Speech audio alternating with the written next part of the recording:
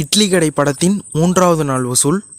தமிழ்நாட்டில் 3வது நாளாக 7,02,00,000 3 நாளில் மொத்தமாக 22,24,00,000 வசூல் பண்ணியிருக்கு. கேரளாவில் 3வது நாளாக 20,00,000 3 நாளில் மொத்தமாக 1,07,00,000 வசூல் பண்ணியிருக்கு. ஆந்திரா மற்றும் தெலுங்கானாவில் 3வது நாளாக 73,00,000 3 நாளில் மொத்தமாக 2,23,00,000 வசூல் பண்ணியிருக்கு.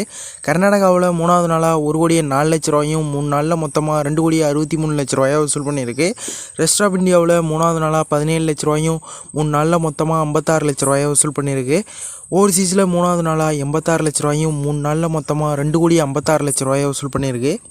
உலகம் முழுவதும் இட்லி கடை திரைப்படம் 3வது நாளாக 31,29,00,000 வசூல் பண்ணியிருக்கு. காந்தாரா திரைப்படத்தோட 2வது நாள் வசூல். தமிழ்நாட்டில் 2வது நாளாக 6,15,00,000 2 நாளில் மொத்தமாக 7,36,00,000 வசூல் பண்ணியிருக்கு. கேரளாவில் 2வது நாளாக 5,86,00,000 2 நாளில் மொத்தமாக 8,12,00,000 வசூல் பண்ணியிருக்கு. ஆந்திரா மற்றும் தெலுங்கானாவில் 2வது நாளாக 15,42,00,000 2 நாளில் மொத்தமாக 33,74,00,000 வசூல் பண்ணியிருக்கு.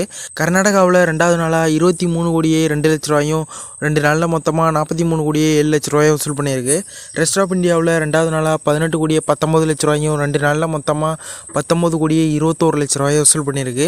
ஓவர்சீஸில் 2வது நாளாக 4,01,00,000 2 நாளில் மொத்தமாக 11,64,00,000 வசூல் பண்ணியிருக்கு.